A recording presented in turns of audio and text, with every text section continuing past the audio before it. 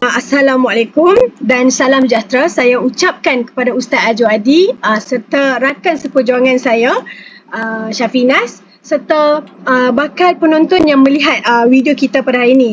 Jadi Ustaz Ajwadi merupakan tetamu yang bakal menjawab soalan-soalan yang akan dikemukakan sebentar lagi. Jadi sebenarnya hadirnya kami pada hari ini ataupun tujuan kami membuat video ini adalah untuk membincangkan tentang penghayatan akidah, ibadah dan juga akhlak berpandukan akhlak mulia sunnah baginda iaitu Rasulullah SAW sebagai khalifah dalam kehidupan seharian bagi melahirkan individu dan masyarakat yang berkualiti. Jadi sebelum itu, terlebih dahulu kami ingin memperkenalkan diri kami. Saya Nur Syaslana binti Abdullah. Dan saya Syafinas binti Mazlan. Kami berdua merupakan pelajar Institut Pendidikan Guru Kampus Pulau Pinang, merupakan aliran Bahasa Melayu dari kelas PM2. Jadi terlebih dahulu kami akan ceritakan sedikit sebanyak tentang latar belakang tetamu kita pada hari ini iaitu Ustaz Ajwadi. Nama penuh beliau ialah Muhammad Ajwadi bin Ahmad. Beliau berumur 36 tahun dan berasal dari Perlis. Beliau juga memegang ijazah sarjana muda pendidikan Islam dari UKM. Beliau juga merupakan seorang guru di Sekolah Kebangsaan Serendah, Selangor dan beliau mempunyai pengalaman selama 11 tahun dalam bidang mengajar. Baik, jadi kita boleh mulalah masuk ke sesi soal jawab kita. Jadi Ustaz, kita tahu kita sebenarnya perlu mengikuti sunnah Nabi supaya kehidupan kita lebih berkualiti. Jadi Ustaz, bolehkah Ustaz menceritakan sedikit sebanyak tentang Nabi Muhammad SAW sebagai khalifah pada zaman dahulu? Bismillahirrahmanirrahim. Assalamualaikum warahmatullahi wabarakatuh.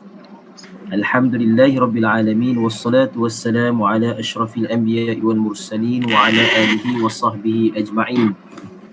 Nahmaduhu wa nasta'inuhu wa nastaghfiruhu wa na'udzu billahi min shururi anfusina wa min sayyiati a'malina man yahdihillahu fala mudilla lahu wa man yudlil fala hadiya lahu. Asyhadu an la ilaha illallah wahdahu la syarika lahu wa asyhadu anna Muhammadan 'abduhu wa rasuluh. Allahumma shalli ala Muhammad wa ala ali Muhammad. Rabbi shrah li sadri wa yassir li amri wahlul 'uqdatam min lisani yafqahu qawli amma ba'du. Alhamdulillah, terima kasih kepada saudari ataupun adik lah kan, Nur Syasliana kan, dan juga sahabat ada nama apa tadi? Lupa. Syafinas. Daripada IPG Penang kan. Baik, alhamdulillah pada malam ni yalah mungkin Ustaz rasa ni assignment ke ataupun betul Ustaz. Dah agak dah assignment kan, kena temu bual lah, biasalah tu. Tapi alhamdulillah Ustaz pun ambil masa jugalah untuk malam ni. Kalau ikutkan penuh program daripada siang tadi sampai petang Ustaz dibangi. Ada program, ada aktiviti, lepas tu petang dekat maghrib baru sampai tu yang tanya tu takut tak dan, takut line tak clear kan. Dia dah kata hari Rabu nak kena submit kami. Kita buat kita buat juga lah, insyaAllah. Tak apa. Kita cuba Baik. Syukur pada Allah Subhanahu Wa Taala kerana malam ni dipertemukan kita di alam maya lah, di alam kita kata media sosial ni, dalam membincangkan berkenaan Ustaz rasa berkenaan dengan semualah macam mana yang Yana sebut tadi ni, akhlak, akidah, dan semua itu dikaitkan dengan baginda Nabi SAW. Okey, bertepatan juga kita nak sebut tentang Nabi ni, bertepatan dengan minggu ini, hari Khamis ni, apa dia? Sambutan Maulid Rasul. Mungkin sebab tu jugalah kot. Ustaz tak tahulah. Mungkin ataupun memang target waktu tarikh yang sama ni lah. Baik, tuan-tuan dirahmati oleh Allah Subhanahu Wa Taala. Baik, berbalik kepada soalan tadi kita terus pada soalan lah. Dikaitkan dengan Nabi Muhammad SAW sebagai khalifah, betul kan? Baik. Seperti mana yang kita tahu, seluruh dunia tahu berkenaan dengan siapa dia Nabi Muhammad SAW, iaitu Rasulullah SAW, iaitu khalifah yang dilantik oleh Allah Subhanahu Wa Taala sebagai kita kata pemimpin. Khalifah ini ataupun digelar sebagai pemimpin, yang mana pemimpin ini mestilah dilantik dalam setiap kalangan. Kita kata kalau ada keluarga pun ada khalifah dia, ada pemimpin dia.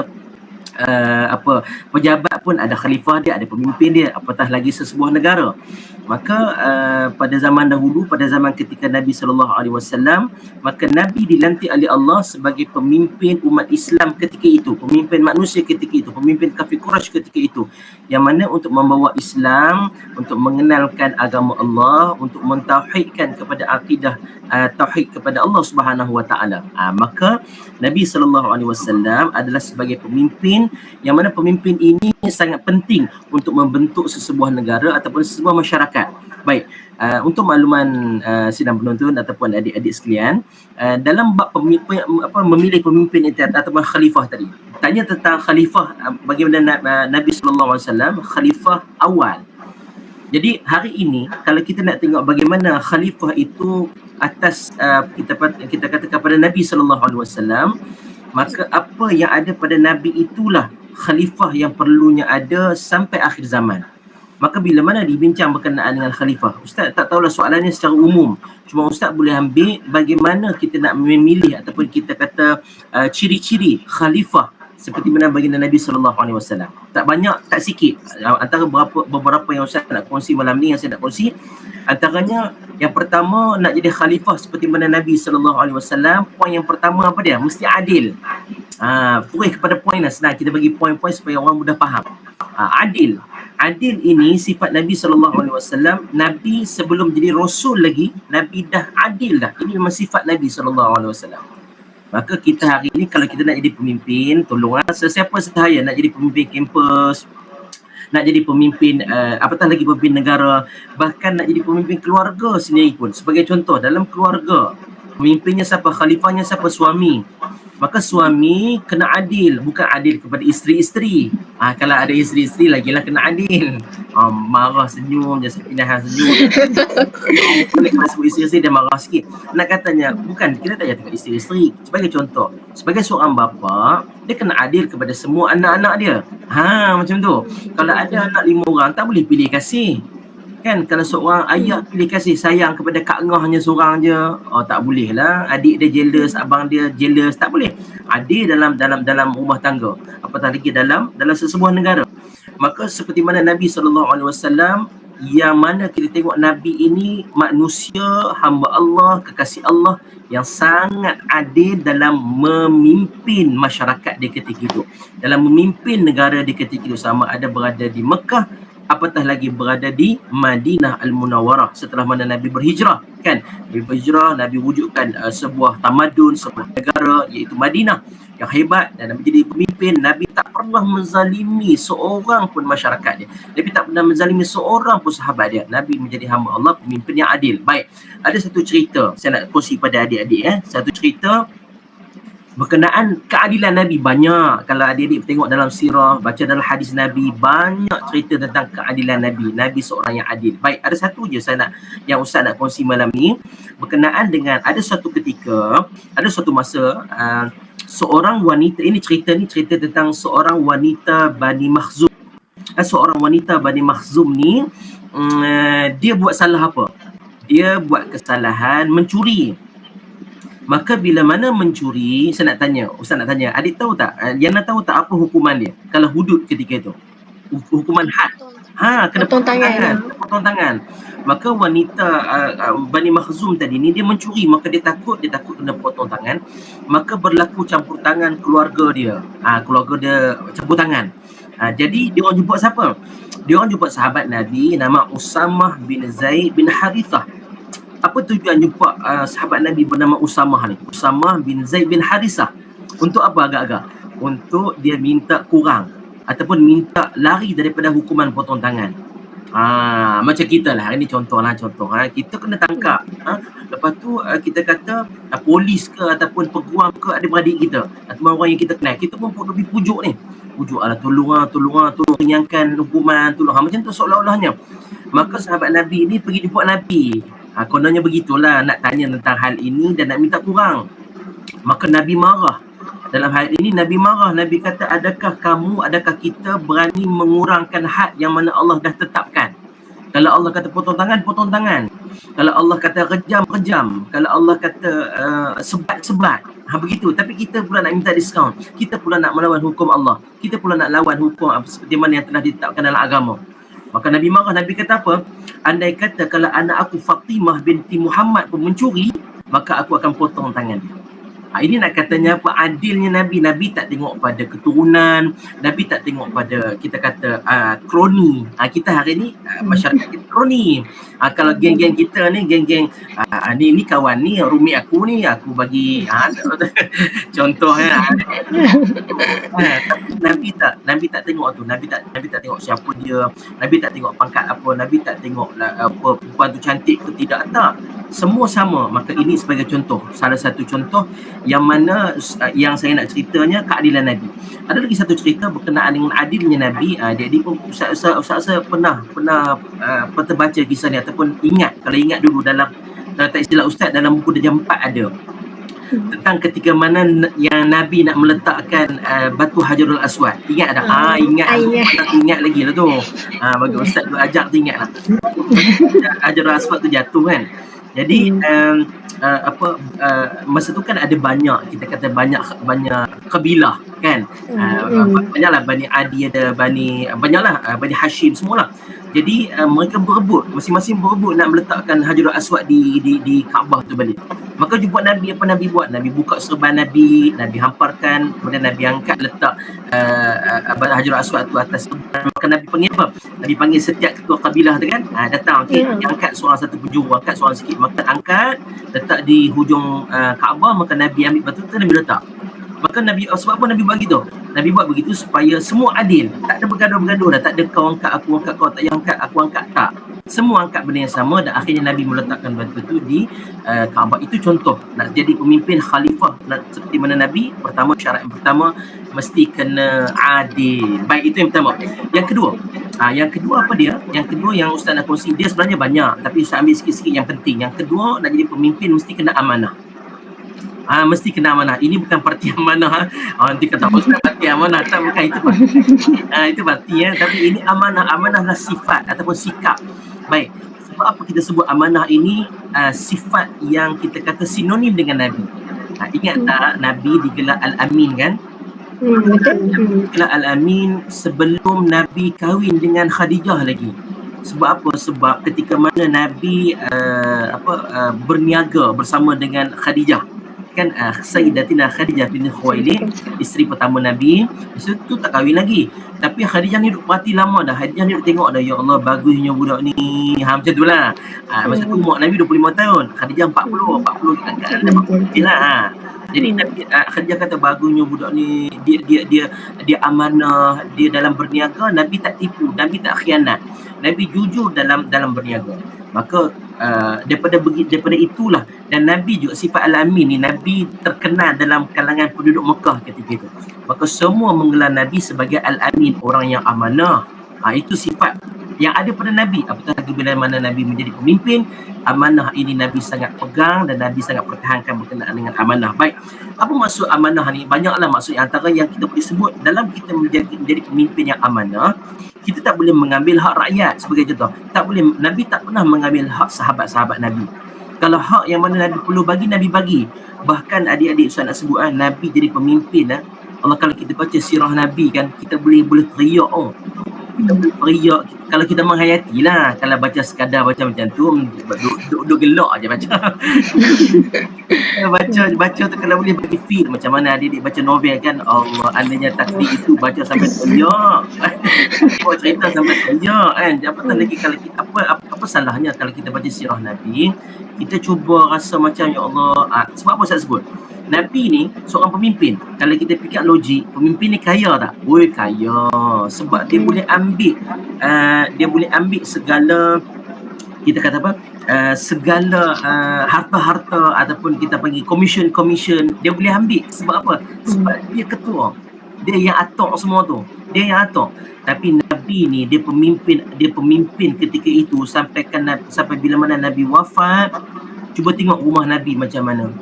Cuba tengok tempat tidur Nabi macam mana. Baru ni minggu lepas kami khutbah Jumaat kan, Ustaz dengar teriak khatib tu baca khutbah, menceritakan tentang bagaimana Nabi seorang pemimpin yang sangat tidak mengejar kekayaan dunia.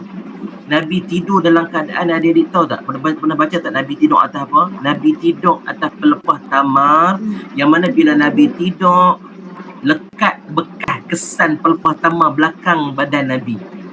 Kita hari ni tidur tenggelam dalam tilam. Sebab apa? Baiknya tilam, sedapnya tak lekat bekas. Nabi tidur atas pelepah tamar. Nabi berbantalkan lengan. Cuba tengok baju Nabi. Baju Nabi ni ada sebahagian riwayat sebut baju Nabi ada 2 part, siang satu, malam satu, hanya bersilih ganti yang itu sahaja. Bayangkan ini bagaimana Nabi, makanan Nabi, rumah Nabi, kadang-kadang Nabi pun tak cukup makan, tapi Nabi sentiasa, Nabi ni antaranya yang sebut Nabi amanah, Nabi tak mau ambil hak orang.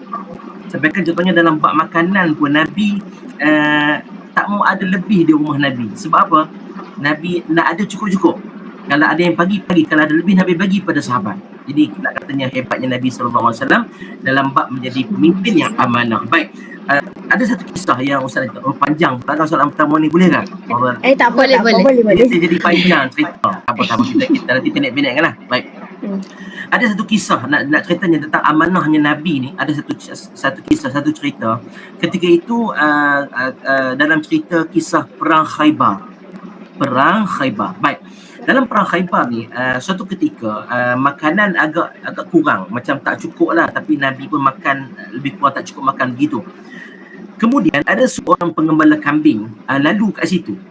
Pengembala kambing ni orang apa? Orang Yahudi, bukan orang Islam.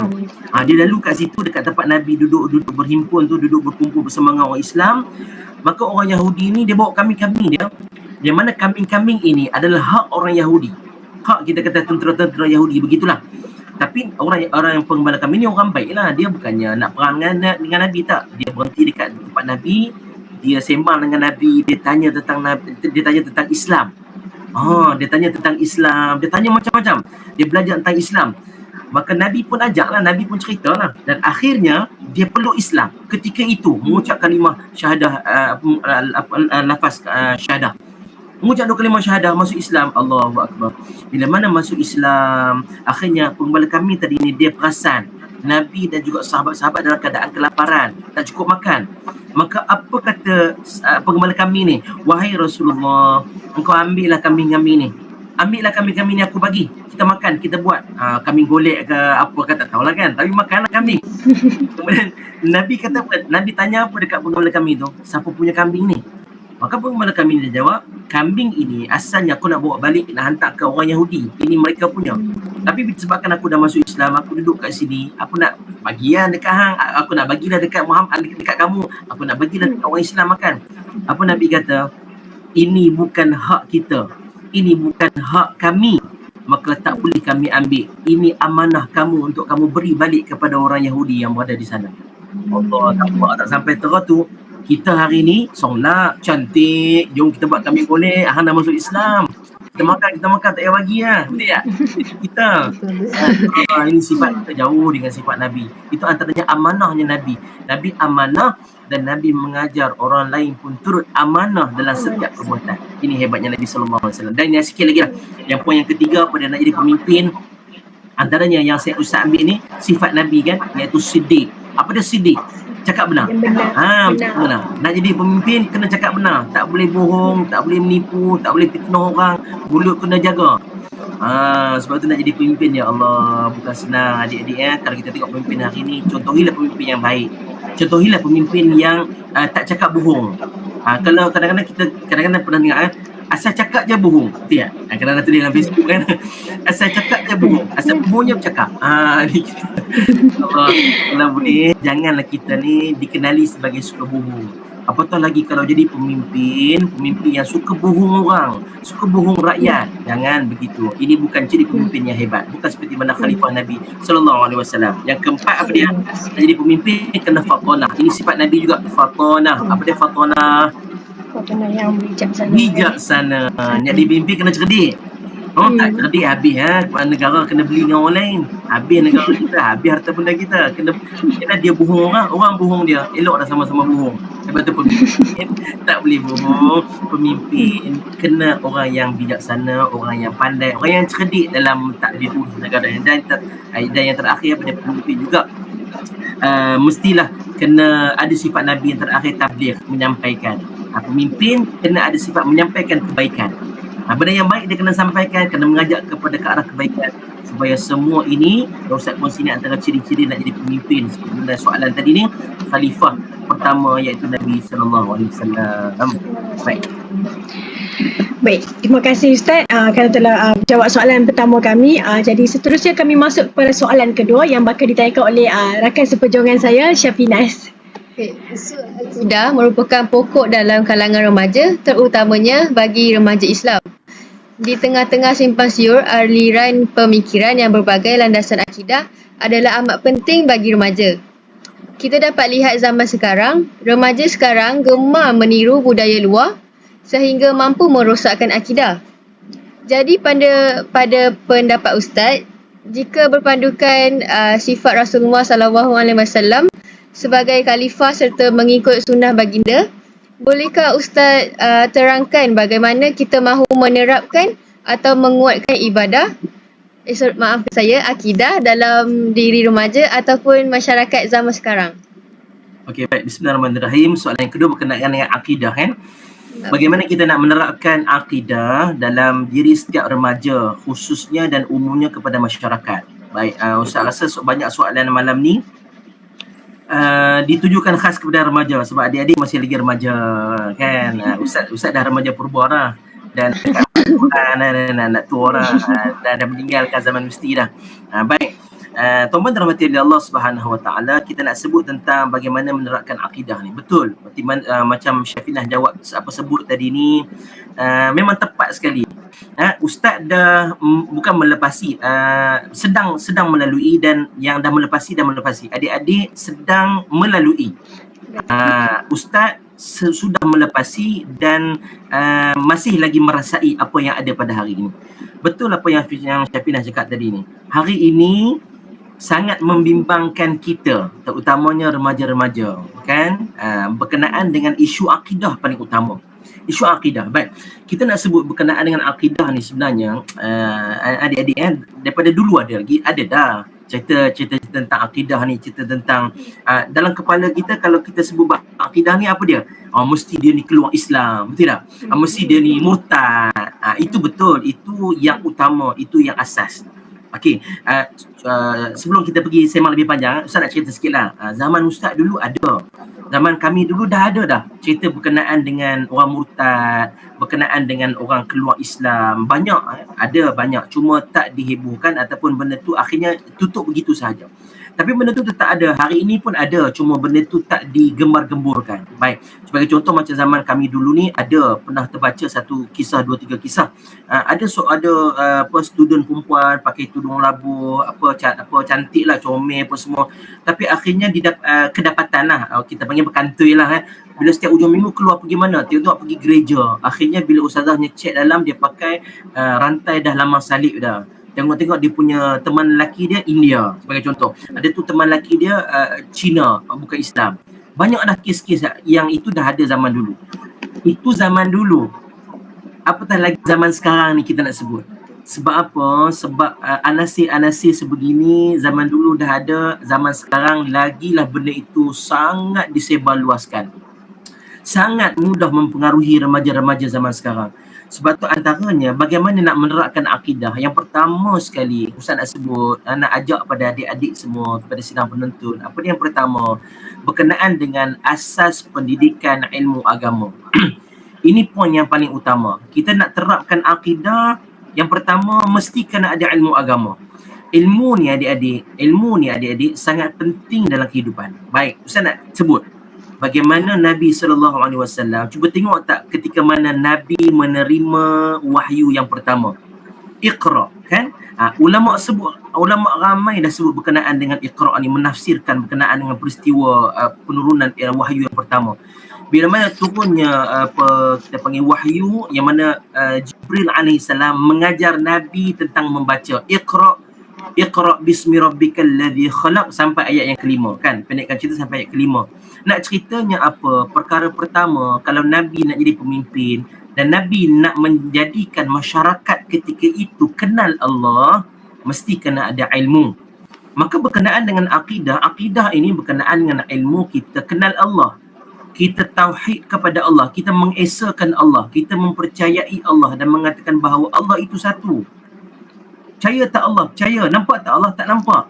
Sebab tu hari ni kita bimbang ada orang dia cuba mengganggu gugat dalam berkenaan dengan isu akidah, tauhid kita. Dia kata apa? Contohnya dia kata, Yana, contohlah kita takut tiba-tiba ada orang bukan Islam ke, ataupun ada orang yang memusuhi Islam. Dia nak tarik Yana ataupun Syafinah ni ke arah kita kata akhirnya akan betul lah, was-was kepada agama sendiri. Contohlah kadang-kadang dia tanya, kau Tuhan kau siapa? Kita pun sebut Allah. Oh Allah. Allah kat mana? Entah, aku pun tak nampak. Dia akan tanya lagi, betul, kalau kau percaya Allah tu ada tapi kau tak nampak, macam mana kau sembah? Macam kami sebagai contohlah, kalau dia kata kami, tengok kami sembah tokong. Macam India kan, India dia ada dia punya patung-patung, Buddha ataupun Cina dia ada dia punya tempat penyembahan dia kan, colok dan sebagainya, patung ni pun ada. Kita orang Islam tak ada patung, tapi kita sembah Allah. Kita tak nampak. Takut-takut soalan-soalan sebegitu ditanya, diasak, akhirnya kita ni Ustaz sebut adik-adik ramai kadang-kadang amai budak-budak universiti pun akhirnya terbabas. Walaupun dah belajar tinggi, sampaikan dah belajar tinggi hebat, okey, dah masuk kerja, ada orang yang dah kerja pun akhirnya terbabas. Contohnya dulu kan kita tengok isu ayah PIN. Ini akidah ni, isu akidah yang mana isu ayah PIN ni ramai orang-orang yang berkerjaya, orang yang kerja akhirnya terbabas, keluar agama, percaya kepada benda lain, syirik kepada Allah, akhirnya keluar Islam. Ini nak ceritanya tentang akidah. Yang tadi ni, bagaimana nak terapkan? Yang pertama kena ada ilmu. Ilmu ni, bila mana kita belajar, kita akan belajar tentang dasar Islam. Kita kena kenal Islam, bagaimana itu Islam, bagaimana nak menghayati Islam. Kemudian apa lagi dalam bab ilmu ni? Kena ada asas pemahaman Al-Quran. Kena faham Al-Quran, kena faham betul-betul. Minta maaf, macam baru ni kan ada isu menafsirkan Al-Quran. Ustaz dan nasihat kepada adik-adik untuk diri Ustaz jugalah. Kalau kita tidak ada ilmu ataupun kita tidak ada disiplin, kita tak boleh menafsirkan Al-Quran ikut suka, ikut hati, tak boleh. Melainkan kalau kita dah belajar, kita faham ni tentang isu pemahaman Al-Quran ni, kita dah belajar dah, kita dah hafal Quran dah, kita dah faham dah, kemudian barulah kita boleh tafsir. Tapi yang penting apa dia? Kena faham dulu. Bagaimana nak faham? Jangan baca sendiri. Saya nak pesan kepada adik-adik, jangan baca, boleh nak baca sendiri, boleh. Tetapi bila mana kita baca, tolong rujuk kepada yang pakar. Ramai dah Ustaz tengok yang sebelum macam zaman Ustaz dulu ni, ramai yang baca sendiri akhirnya menafsirkan ikut bahasa kasarnya apa, orang Penang kata ikut kepala otak dia. Ikut kepala otak dia nak tafsir, bukannya tafsiran macam tu, hang tafsir macam mana? Nampak tak? Kita bimbang. Sebab apa? Sebab dia baca sendiri, tafsir sendiri. Nak baca boleh, nak faham boleh, tapi bila mana kita nak faham, tolong rujuk, cari ustaz-ustaz yang ustazah yang boleh secara spesifik dan betul. Baik. Kemudian apa lagi? Tentang ilmu ni apa dia? Nak faham, kena belajar tentang hadis. Tentang hadis. Bila mana kita belajar tentang hadis, baru kita boleh kenal. Okey, Nabi tadi kita kenal Nabi macam mana, bagaimana Nabi dalam agama, bagaimana Nabi mengajak kita dan sebagainya.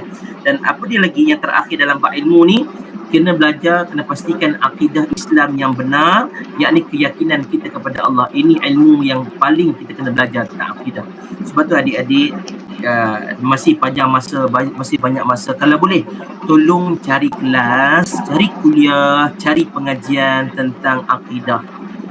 Kelas tauhid ke, kelas akidah, mengenal Tuhan ke, kelas banyak tu. Apa lagi macam kalau kita dalam ahli sunnah wal jamaah, apa dia? Belajar tentang sifat asas, sifat Allah kan, tentang apa 20. Sifat asas Allah tentang apa 20. Sifat 20. Kena belajar nak kenal Allah dan sebagainya. Baik. Kemudian itu yang pertama lah yang Ustaz boleh kongsi. Yang kedua, bagaimana kita nak menerapkan akidah dalam diri masyarakat dan juga remaja. Yang kedua, kena pembentukan peribadi Islam. Pembentukan peribadi Islam dalam kalangan, terutamanya tadi remaja. Bagaimana kita nak menerapkan ni tadi ni? Minta maaf Ustaz sebut pembentukan peribadi Islam. Yang pertama, kita tengoklah, kita kena terapkan dan tekankan berkenaan dengan pemakaian. Kan? Ada orang hari ni kita mahu Ustaz sebut tak pakai tudung. Tak pakai tudung, rambut gerbang tapi cakap tentang Islam. Ui, perempuan-perempuan hebat kemas. Nampak tak? Jadi macam mana asas dia tentang akidah dia percaya kepada Allah? Sedangkan Allah mewajibkan kita menutup aurat sebagai contoh. Nampak tak? Dari segi pemakaian pun tak boleh. Itu pembentukan asas Islam, pembentukan peribadi Islam dia goyah. Dari segi kita kata pemakaian, apa lagi? Dari segi akhlak dia. Kejap lagi akan ada soalan berkenaan dengan akhlak. Kita sebut lagi. Aku nak sebutnya apa akhlak ni? Pembentukan peribadi akhlak ikut Nabi. Macam mana berakhlak ikut Nabi ni? Banyaklah, kita akan urai kejap lagi. Dan juga yang terakhir apa dia? Tanggungjawab kita terhadap agama. Peribadi Islam, kita nak bawa nama agama, kita tak nak bagi fitnah agama kita kepada orang lain. Kan kadang-kadang pasal nak kita ni bawa je agama Islam dalam IC Islam, pakai kopiah kadang-kadang pakai tudung, minta maaf saya sebut, tapi cakap wajar. Contohlah cakap wajar, tapi orang bukan Islam tengok, apa ini ke Islam, ini ke yang Nabi ajar. Nampak tak?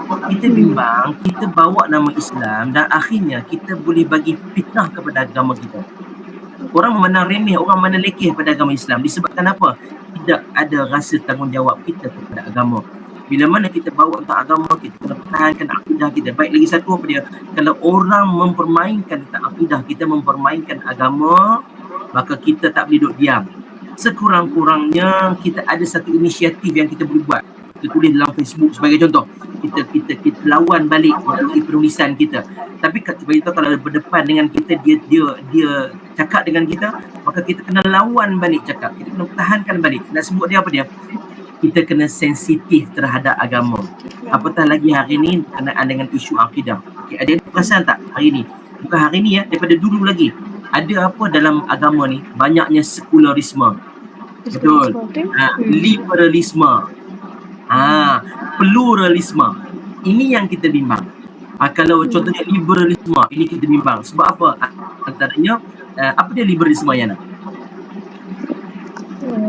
Macam isu agama yang berlainan tu lah kan Ustaz kan? Dia menyamaratakan semua agama.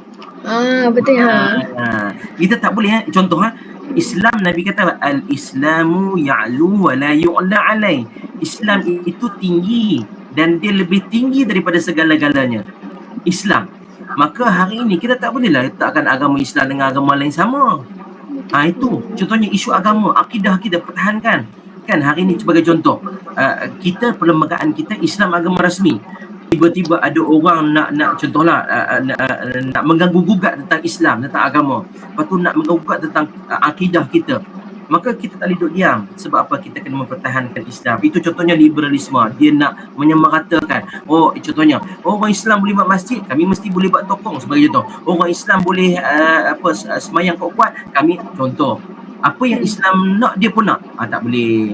Maka Islam kena letak pada tempat yang paling tinggi. Itu nak sebutnya apa dia? Antaranya liberalisme, sekularisme, pluralisme. Itu yang kita bimbang. Yang soalan saya pernah tanya tadi tu, ni isu ini yang kita bimbang ni. Takut remaja hari ini terpengaruh dengan sekularisme. Remaja hari ini terpengaruh dengan pluralisme. Remaja hari ini terpengaruh dengan liberalisme. Wallahu a'lam. Itu soalan yang kedua.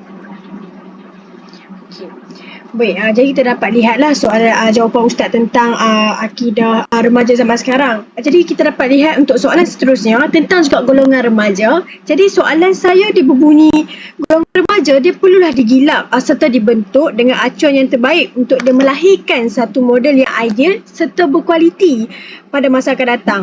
Tapi sungguh pun begitu, keterlibatan remaja dalam perkara-perkara yang dapat meruntuhkan akhlak mereka seperti seks bebas yang semakin berleluasa dan juga meningkat dari hari ke hari. Jadi pada pendapat Ustaz, apakah sebenarnya punca-punca yang berlaku permasalahan keruntuhan akhlak ini dalam kalangan remaja Muslim di rakyat Malaysia? Serta bolehkah Ustaz beri beberapa cadangan penyelesaian untuk mengurangkan ataupun lebih kata kita nak menyelesaikan isu ini? Okey, baik. Bismillahirrahmanirrahim. Untuk soalan yang ketiga, tentang punca-punca keruntuhan akhlak. Tadi kita dah sebut dah berkenaan dengan remaja. Jaranglah kita sebut keruntuhan akhlak ni ibu bapa. pakcik-pakcik makcik-makcik keruntuhan akhlak. Jarang kan, tak pernah dengar lah ya. Selalunya kita dengar keruntuhan akhlak ni remaja.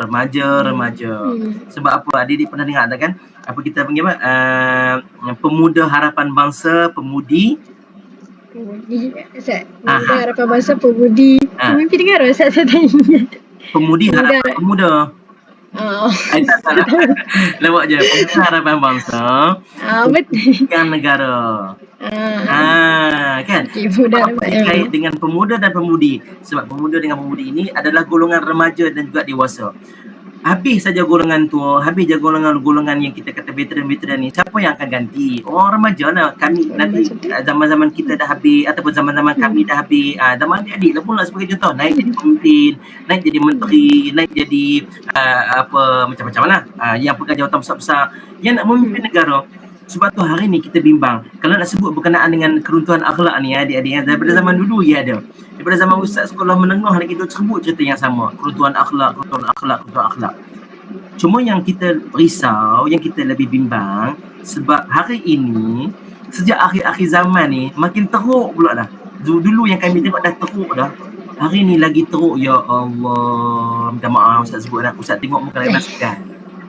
Ustaz tengok muka kadang-kadang malu. Ya Allah, macam mana apa remaja hari ni. Ya Allah. Ustaz tak kata kat orang sebab ustaz pun ada anak. Anak ustaz pun nanti akan melalui fasa ni juga. Dan mungkin kita bimbang fasa yang akan dilalui nanti ni lagi mencabar daripada sekarang.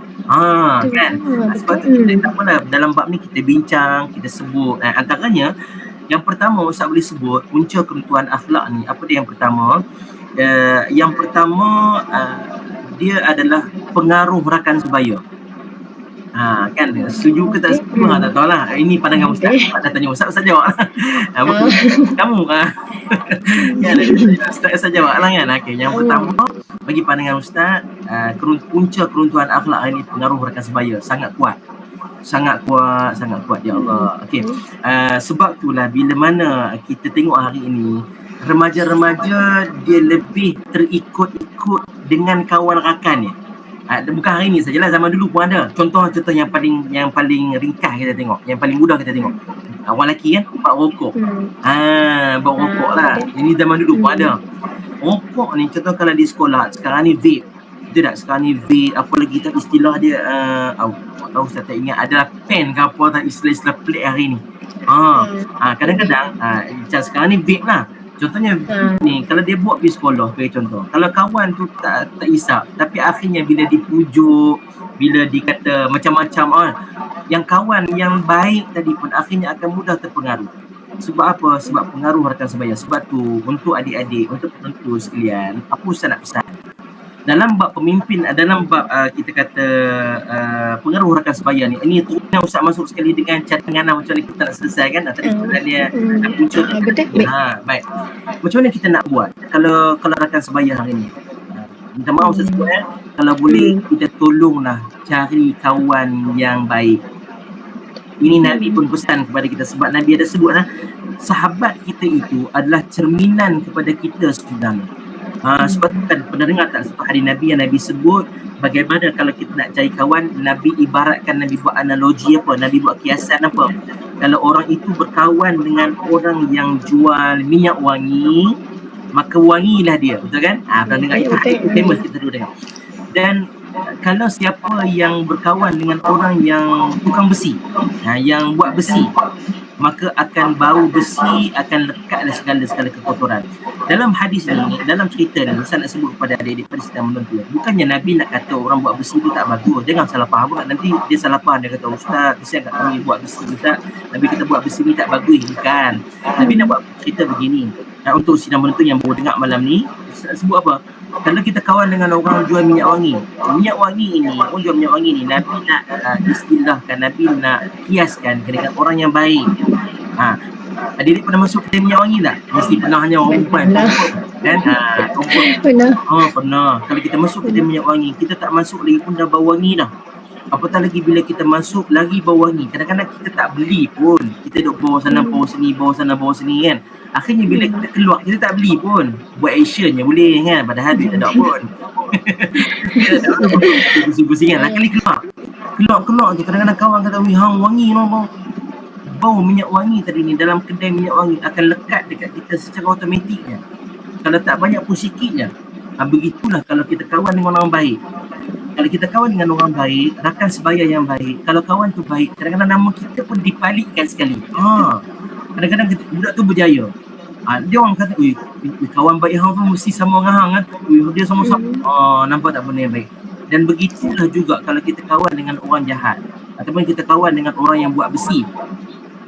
Kita tak beli pun, kita tak buat pun besi, tapi dia tengah buat besi kan. Pernah tengok kan video orang buat besi, orang ketuk besi, ketukung kan, api menyala-nyala. Kita pun masuk sembang dengan dia. Akhirnya bila kita keluar, kadang-kadang bau besi tu busuk, asap besi lekat dekat baju, api besi yang mercik tadi tu kena dekat baju, akhirnya koyok sikit. Padahal kita tak buat apa pun, kita masuk sembang dengan dia, kita keluar pada kilang besi, tempat besi, orang kata apa ni busuk bau besi, dari mana baju pun kotak koyok dia aku tak buat apa pun, aku jumpa kawan aku je buat besi. Samalah macam tu kalau kita kawan dengan orang jahat, kadang-kadang kita tak buat jahat pun, tapi orang nampak budak tu jahat, akhirnya dia tu pun sama, dia tu sama, memang sama-sama. Kadang-kadang kawan dia mencuri, akhirnya perasan tak, pernah tak kawan tu mencuri tapi nak cari siapa? Cari kawan baik dia. Cari kawan baik dia. Cari kawan baik dia. Kita jom kita tangkap kawan baik dia, kita tanya kawan baik dia. Ni mesti ada sekali. Padahal kawan baik dia baik punya duk lena dalam dom, dalam bilik kan. Tak tahu cerita. Contoh, ini yang pertama, pengaruh rasa sebaya sangat-sangat memainkan peranan penting dalam punca keruntuhan akhlak. Kalau dia baik-baik dah dia baik. Kemudian yang kedua apa dia? Yang kedua punca yang Ustaz boleh ambil adalah kurang bimbingan ataupun perhatian ibu ayah. Kurang bimbingan dan juga perhatian ibu bapa, mak ayah yang berada di luar sana. Saya nak pesan, saya pun ibu dan ayah, semua akan jadi ibu dan ayah. Nanti Syafinah pun akan jadi ibu juga satu hari nanti. Yana pun akan jadi ibu juga satu hari nanti. Maka ambillah benda ni, faham betul-betul. Bila ada anak, jangan abaikan anak. Bila abaikan anak, inilah antara faktor terbesar yang boleh menyebabkan anak tadi ni akhlaknya tersasar jauh. Keruntuhan akhlaknya akan menjadi-jadi. Ustaz tadi kan, Yana dah baca dah. Ustaz dah mengajar 11 tahun dah Yana. Ustaz dah mengajar, tapi Alhamdulillah Ustaz mengajar sekolah rendah. Isteri Ustaz mengajar sekolah menengah. Sekolah menengah lagi banyak masalah disiplin. Ini Ustaz nak cerita pengalaman Ustaz sekolah rendah. Yana nanti dengan Syafinah akan jadi cikgu juga kan? Tu Ustazah. InsyaAllah cikgu. Mana tahu boleh jadi ustazah, nak ambil elektif pendidikan Islam. Boleh juga. Boleh jadi ustazah nanti kan, nanti tengok nanti. Dan masuk sekolah, macam Ustaz kan pengalaman. Kadang-kadang Ustaz di sekolah, Ustaz guru disiplin tau, Ustaz ketua guru disiplin. Kadang-kadang setiap masalah disiplin budak-budak ni yang mai jumpa kita ni, yang ada masalah ni, masalah bully kawan, masalah apa lagi, ponting sekolah, masalah macam-macam lah, pau duit kawan. Bila kita tanya, kebanyakannya, minta maaf saya sebut kalau ibu ayah di luar sana ada yang terasa hati, saya minta maaf, kebanyakannya adalah yang mana mereka ini tinggal dengan nenek dan atuk mereka. Bila kita tanya mana mak, mak dengan ayah bercerai dah. Minta maaf saya sebut. Ini faktor yang kuat lah. Bila mak ayah dah bercerai, kadang-kadang mak ayah yang lagi tak bertanggungjawab, apa dia buat? Dia serah pada nenek dia. Dia serah pada atuk dia. Pandai-pandai nenek lah, pandai-pandai atuk lah.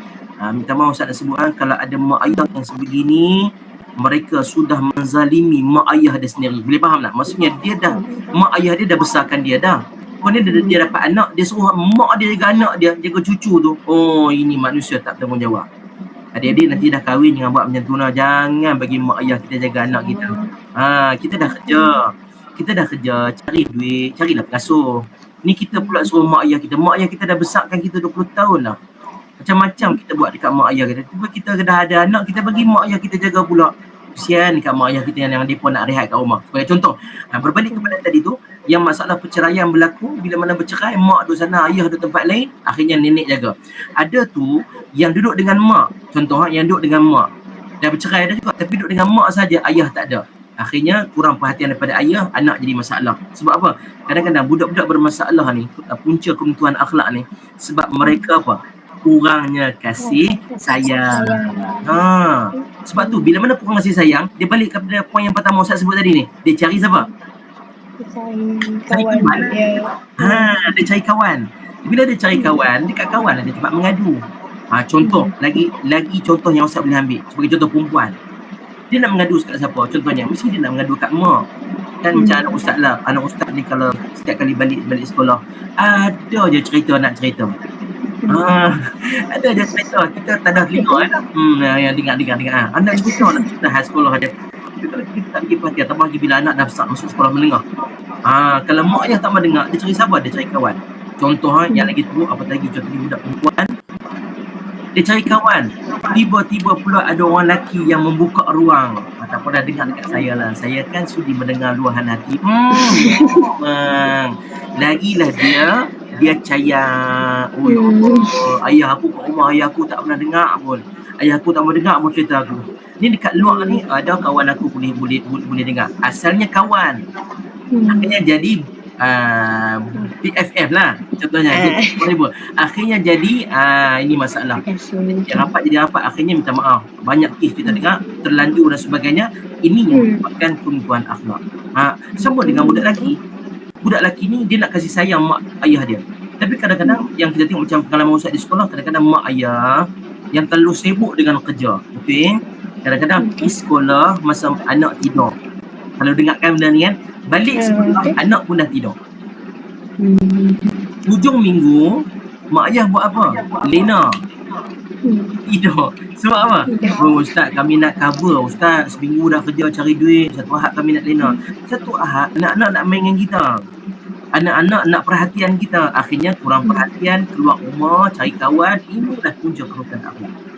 Cubalah adik-adik nanti kalau ada kajian, cuba buat kajian, cuba tengoklah kalau berani lah turun ke lapangan, tengok budak-budak bermasalah ni. Pergi tanya tentang keluarga dia. Mana mak dia, mana ayah dia, bagaimana hubungan dengan ayah, bagaimana hubungan dengan mak. Kan sebab tu dalam bab hubungan kita mak dan ayah dengan anak-anak, Nabi dah ajarkan, sayangilah anak. Nabi kata, man la yarham la yurham. Nabi kata barang siapa tak menyayangi, maka dia tidak akan disayangi. Sebab tu mak dan ayah, kalau kita nak anak-anak kita sayang kita kena sayang mereka dulu. Sayang sampai mereka dah kahwin. Pada kahwin tak pernah lepas lah. Yang anak perempuan kat suami, yang anak suami, yang anak lelaki masih lagi dengan mak ada. Sebagai contoh. Maka yang kedua, kurang bimbingan dan perhatian ibu bapa. Cadangannya apa dia? Ibu dan bapa mesti kena bagi perhatian yang lebih. Mesti kena. Kadang-kadang betul kita tak faham. Kita faham Yana dengan Syafiqah kita faham sebab situasi semua orang tak sama kan. Ada orang yang kerja shift. Ustaz kami tak sama macam ustaz cikgu petang balik dah, atau tengah hari balik dah kan. Kita hanya boleh bagi cadangan. Sebab tu Ustaz sebut dalam bab bimbingan mak dan ayah ni, suami dan isteri ni, mereka ni kena mainkan peranan penting, kena pilih, kena atok sendiri kehidupan mereka bagi perhatian. Yana ada masa lagi ni? Ada, kita ada lebih kurang 10 minit macam tu. Kita dah habis dah poin guna soalan akhir ya. Okey baik. Kemudian yang ketiga apa dia? Faktor yang ketiga yang kita kata yang kita boleh ambil jelas hari ni, punca faktor kerutan akhlak yang ketiga sudah pasti media sosial. Setuju atau tak? Angguk kepala tu semua tu. Kalau tak angguk pun Ustaz tahu dah mesti setuju punya. Faktor dia mesti media sosial. Media sosial yang Ustaz sebut, yang Ustaz antaranya apa dia? Facebook, Instagram, Twitter, apa lagi? Ini yang utama kan. Minta maaf Ustaz nak sebut adik-adik Yana dan Syafina, adik-adik seorang perempuan, Ustaz lelaki. Hari ni Ustaz tengok kadang-kadang Ustaz yang malu pada budak perempuan. Sepatutnya budak perempuan kena malu pada orang lelaki betul. Ustaz lah, Ustaz sebut pada peribadi Ustaz lelaki. Sepatutnya kalau kita nak sebut bab malu ni, lelaki lah, tak malu tak apa. Kan sebab lelaki biasa lah. Lelaki ni okey, bahasa kita pilih dengan bahasa sosial. Harapnya maksudnya pada jingga punya kita tak masalah. Tapi perempuan dia kena ada sifat malu. Perempuan tak sama dengan lelaki. Sebab tu Allah perempuan tutup aurat, tutup badan, tutup kepala, cantik-cantik, apa supaya malu semua ni ada pada orang. Tapi hari ni kalau kita tengok Allah akhlak, runtuhnya akhlak remaja hari ni. Lelaki pun sama lah, Ustaz tak kata rupanya lelaki pun sama, tapi yang Ustaz highlightnya perempuan. Sebab yang kebanyakan Ustaz tengok, kalau contohnya kalau dalam TikTok yang joget-joget lelaki, orang tak heran sangat. Tapi yang orang heran, yang orang terkejut, orang pening, orang geleng kepala ni. Orang perempuan ni, budak perempuan. Kadang-kadang pakai tudung cantik dah. Tapi ya Allah, macam mana kita nak buat? Ini punca dia. Dan maaf, macam Ustaz mengaku Ustaz tak ada TikTok. Memang Ustaz tak buat TikTok. Walaupun ada orang cadang, Ustaz buatlah TikTok, buatlah konten-konten. Ustaz tak mau sebab Ustaz takut. Bila Ustaz buat TikTok, kadang-kadang kita nak buat konten, kadang-kadang kita terkonten orang. Maksudnya, kan? Tapi dia keluar video-video lain. Video-video yang tak sepatutnya kita nak tengok. Tapi pasal apa keluar akhirnya kopiah pun tercabut.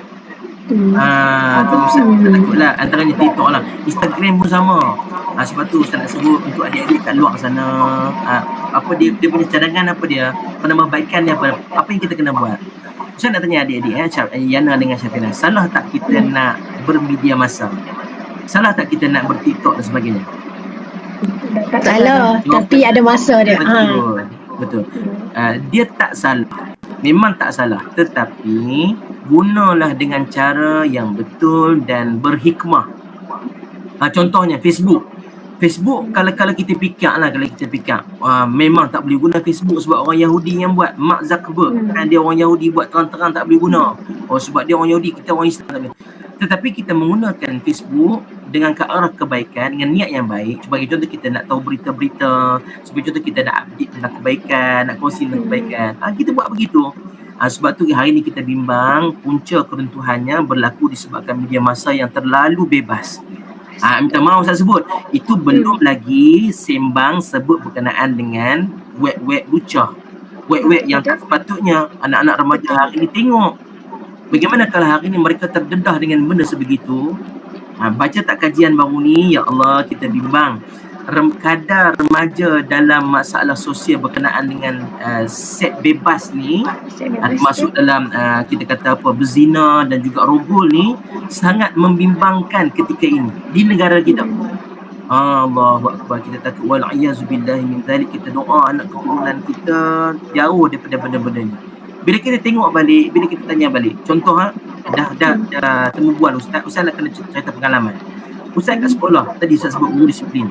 Antaranya kadang-kadang ada perkara benda yang Ustaz tengok, ada didapati tengok video lucah. Budak sekolah rendah. Ada jam 3, ada jam 4, ada 5, ada jam 6 ada. Bila kita tanya, tengok kat mana? Memang confirm lah tengok kat handphone. Kan? Itu biasa. Betul. Bila tengok dekat handphone, ini media masa yang terlalu bebas. Sebab hari ni dunia tanpa sebadan, tak ada di blok, tak ada blok benda tu. Maka boleh tengok. Type saja apa terlintas di kepala, type saja apa yang nak tengok, automatik dia keluar depan mata. Kadang-kadang yang lagi dahsyatnya, bila kita tengok kat mana ni, tengok kat handphone. Tengok kat internet ke? Tengok internet. Siapa punya ni?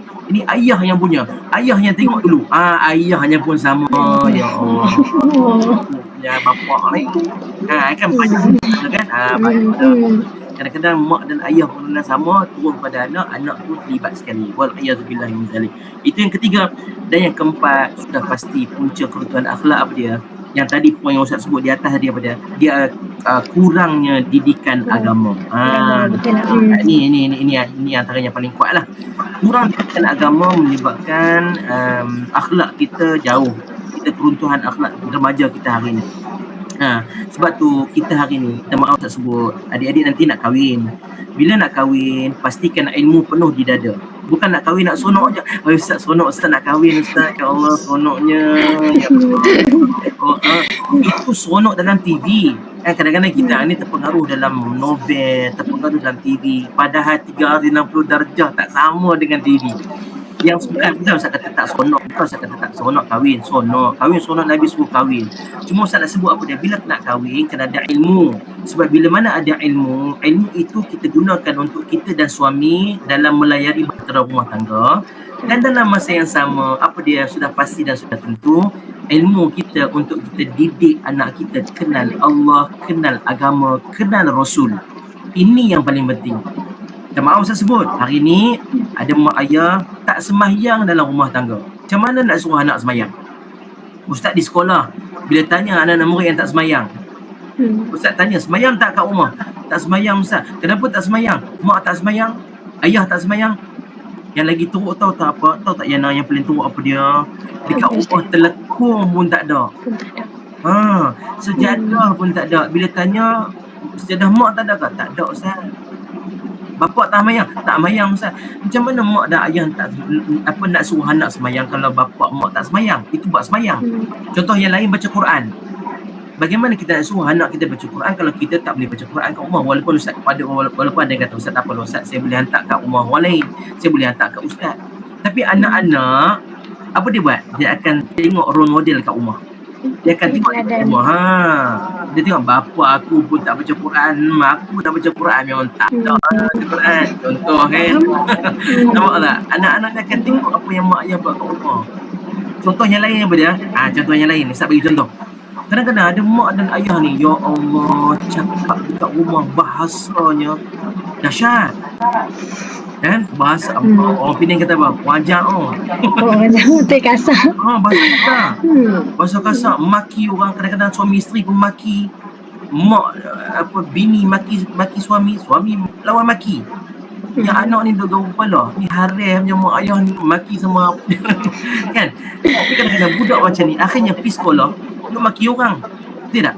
Macam saya, macam Ustaz kau di sini, Ustaz marah budak-budak yang duk maki orang ni. Cakap DABI lah, cakap bodoh lah contohnya. Cakap macam-macam benda bahasa kasar. Jadi kita tanya, apa dia kata? Ustaz, saya biasa dengar ni Ustaz. Dengar kat mana? Dengar kat rumah, mak tu cakap, bapak tu cakap. Allahu Akbar. Ini contoh yang nak sebut benda ni. Pendidikan agama tadi ni. Sebab apa? Sebab tak ada ilmu. Walaupun tak mahu Ustaz sebut, walaupun zaman remajanya dia jahat, bagi contoh. Dia nakal-nakal lah. Tapi bila mana dah kahwin, tolonglah berubah. Sebab dia ada zuriat, yang mana zuriat dia ni, dia perlu ajar, perlu didik, perlu bimbing ke arah kebaikan supaya menjadi manusia dan juga remaja yang berakhlak mulia. Allah. Okay, baik. Wah, terima kasih Ustaz. Jadi memandangkan kita pun sudah kesetukan masa, jadi pada malam ni kita hanya bertanya tentang 3 soalan sajalah. Baik. Jadi sebelum tu saya yang ingin menjemput rakan seperjuangan saya, Syafina, untuk membuat kesimpulan pada perbincangan kita pada hari ini. Okey, terima kasih kepada Ustaz atas perkongsian yang sangat bermakna. Jadi kita dapat simpulkan bahawa pentingnya sunnah baginda Rasulullah SAW dalam membentuk masyarakat yang berkualiti. Betul, sebab kita dapat lihat seperti Ustaz sebut cakap tadi, sifat-sifat Nabi seperti Siddiq, Fatonah, Tabligh, betapa pentingnya sunnah Nabi untuk kita membentuk masyarakat yang berkualiti ni. Jadi saya ingin mengucapkan terima kasih sangat-sangat kepada Ustaz kerana sudi memberi penerangan serta menjawab soalan kami serta memberi kerjasama untuk kami menyiapkan tugasan kami yang Ustaz cakap tadi. Betul lah, saya pun berperasan hari Khamis ni Maulidur Rasul, pasal tarikh tempat kami nak kena submit. Jadi betul lah kami Okay, macam hari Rabu tu kan nak kena submit dah lah. Kami tu Maulidur Rasul cuti. Jadi itulah betul tak pun sedap sebab tugasan kami berkaitan dengan perintah sunnah Nabi. Jadi nak ucap terima kasih saya kat Ustaz kerana terima kasih kepada sudi menyertai kami. Terima kasih Ustaz. Sama-sama. Alhamdulillah.